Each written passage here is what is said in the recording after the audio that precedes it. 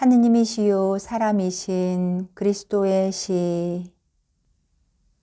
엔간님에서 세겜까지 이틀 동안에 순례자들이 점점 더 많아지는 길로 해서 예수께서 예루살렘을 향하여 길을 계속하신다. 밤 사이에 소나기가 와서 길이 물에 좀 잠겼다. 그러나 그 대신 먼지가 가라앉았고 공기가 맑아졌다. 밭들은 손질이 잘 된 정원 같다. 그들은 잠시 쉬어서 피로를 회복하였기 때문에 모두 빨리 걷는다. 어린아이는 새 샌들을 신어서 걷기가 고생스럽지 않다. 오히려 점점 더 신뢰하며 이 사람 저 사람과 제자의 거리고 아버지의 이름이 요한이었고 어머니의 이름은 마리아였다고. 그래서 요한을 참 좋아한다고 요한에게 털어놓았다. 그렇지만 나는 다들 아주 좋아해요. 그래서 성전에 가서 아저씨들을 위해서 그리고 주 예수님을 위해서 많이 많이 기도할래요 하고 덧붙인다. 대부분은 자녀가 없는 저 사람들이 예수의 제일 어린 제자에 대하여 얼마나 온정이 넘치고 얼마나 세심한 배려를 하는지 보는 것은 감격적인 일이다. 엔도르의 사람까지도 꼬마에게 달걀을 마시게 할 때나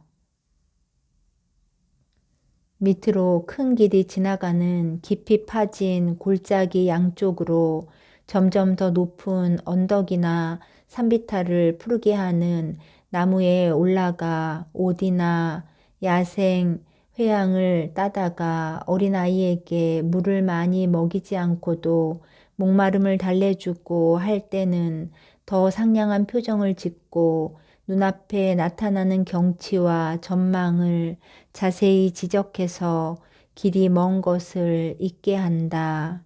인간의 악의로 인하여 망쳐진 친티움의 옛날 교사가 자기 자신이 비참한 사람인 것처럼 비참한 그 어린이를 위하여 다시 살아나고 환한 미소가 불행과 고민의 주름을 없앤다.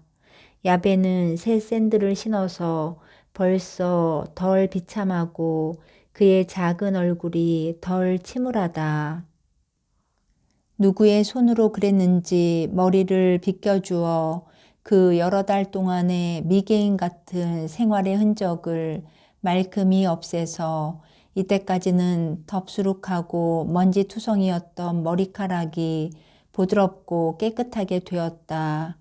요한이라고 부르는 소리를 듣고는 아직 좀 당황해 있다가 이내 내가 이렇게 기억력이 없나 하고 자신에 대한 동정의 미소를 지으며 머리를 젓는 엔도르의 사람도 날이 갈수록 변해간다. 나날이 그의 얼굴에서는 냉혹한 표정이 사라지고 겁을 주지 않는 진지한 태도가 나타난다. 예수의 인자하심으로 다시 살아난 이 비참한 두 사람은 자연 그들의 사랑으로 선생님께 끌린다. 동료들도 소중하다. 그러나 예수께서 그들을 따로 바라다 보시거나 말을 거실 때에는 그들의 얼굴 표정이 행복을 아주 생생하게 나타낸다. 일행은 골짜기를 지나고 나서 녹음이 우거진 매우 아름다운 야산을 넘어간다. 그 꼭대기에서는 아직 에스드렐론 평야를 바라다 볼 수 있다. 이것을 보고 어린아이가 말한다. 할아버지는 뭘 하고 있을까? 그리고 매우 슬픈 한숨을 짓는다. 그의 밤색 눈에는 눈물이 반짝인다. 아이고, 할아버지는 나보다 훨씬 행복하지 못해. 그렇게도 착한 할아버지가. 그리고 어린아이의 한탄에 모든 사람의 얼굴에 슬픔의 그림자가 드리워진다. 이제는 일행이 온통 밭과 올리브밭으로 뒤덮인 기름진 계곡을 통하여 내려가는데 가장 이른 포도나무와 올리브나무의 작은 꽃들이 가벼운 바람에 불려 눈처럼 떨어진다. 이제는 에스드렐론 평야가 완전히 보이지 않게 되었다. 식사를 하느라고 잠깐 쉰 다음 다시 예루살렘을 향하여 걷는다.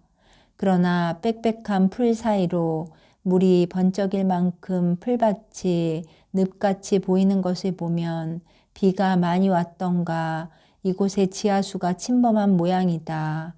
물은 길에까지 찰랑거릴 정도로 올라와서 길이 조금 높은데도 대단히 질척거린다.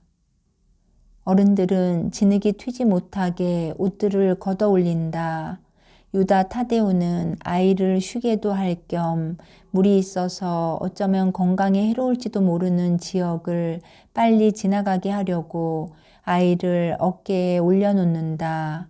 해가 뉘엿뉘엿 져갈 때에 일행은 새 야산들을 끼고 바위가 많고 매우 건조한 또 다른 계곡 하나를 지나 바위 투성이의 평지에 건설된 마을에 들어간다. 그들은 순례자들의 무리를 뚫고 지나가며 매우 촌스러운 일종의 여인숙에 유숙하려고 한다. 짚을 두껍게 깐 커다란 천막으로 그 이외에는 아무것도 없다. 여기저기 켜놓은 작은 등불들이 순례자 가족들의 저녁 식사를 밝혀준다. 사도들의 가족과 같이 가난한 가족들이다. 부자들은 대부분이 이곳 주민들과의 접촉과 가난한 순례자들을 멸시하듯 피하며 마을 밖에 자기들의 천막을 쳤기 때문이다. 밤이 조용히 내려온다. 제일 먼저 잠이 드는 것은 어린아이이다. 아이는 피곤해서 베드로의 품에서 쉬는데 베드로는 곧 이어서 그를 집 위에 내려놓고 정성스럽게 덮어준다. 예수께서는 기도를 드리기 위하여 어른들을 모으신다. 그런 다음 각자는 먼 길을 걸어온 피로를 풀기 위하여 자리에 눕는다. 다음 날 아침 일찍 떠난 사도 일행은 사마리아를 지난 다음 세겜이 들어갈 찰나에 있다.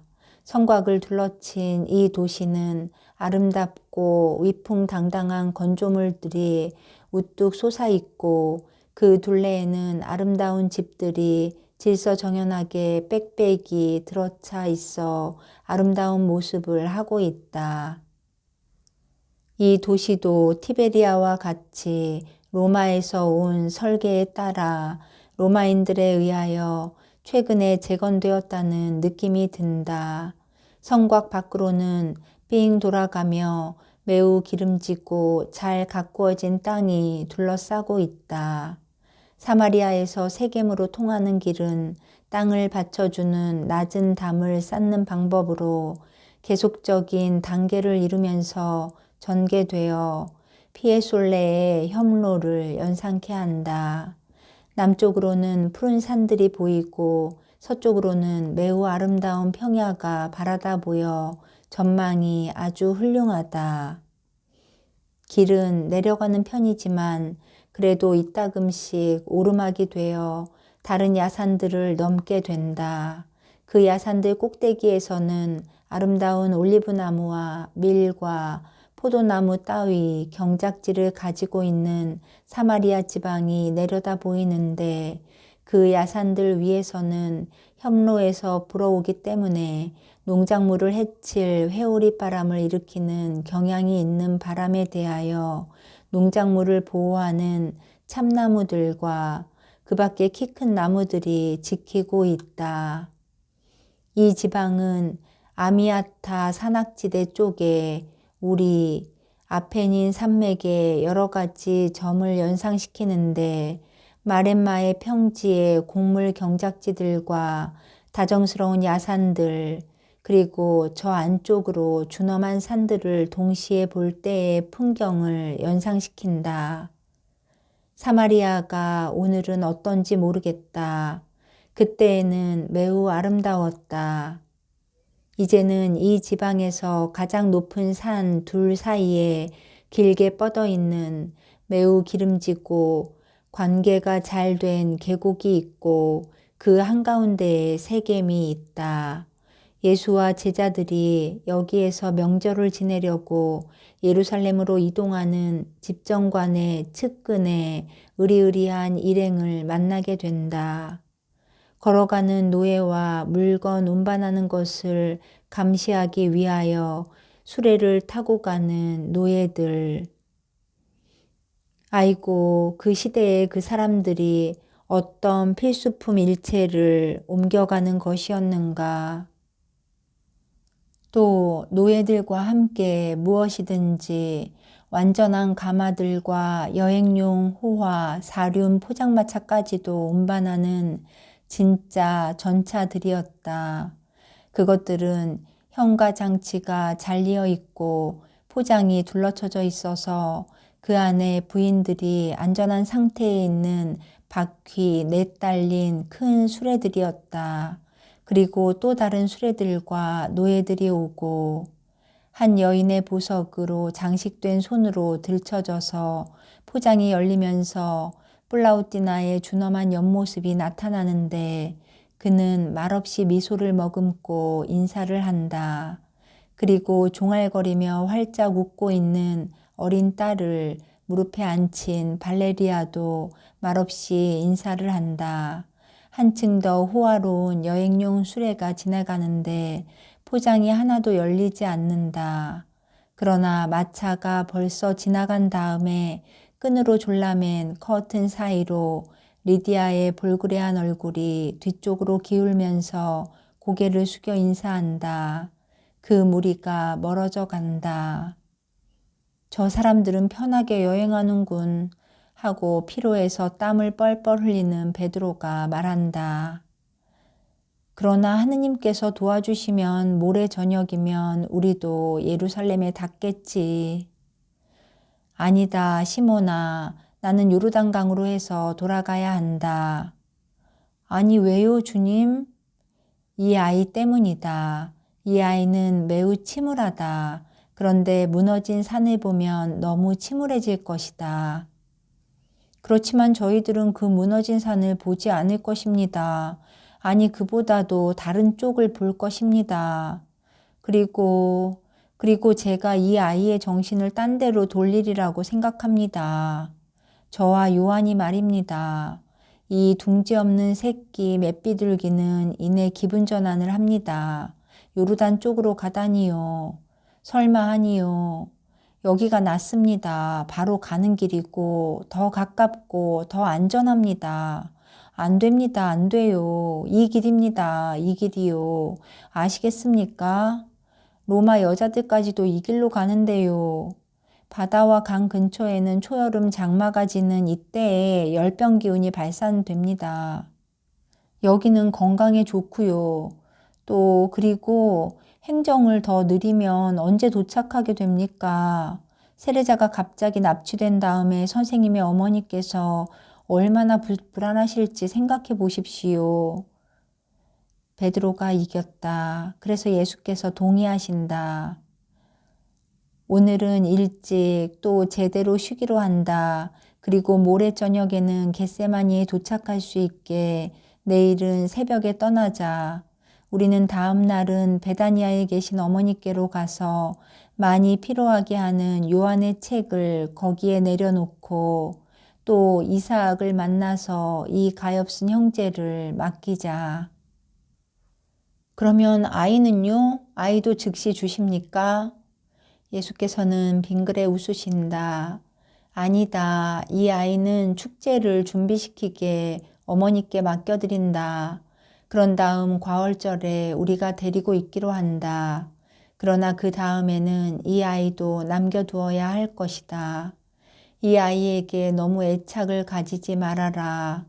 아니, 그보다도 오히려 내 아이인 것처럼 사랑하되 초자연적인 정신으로 사랑하여라.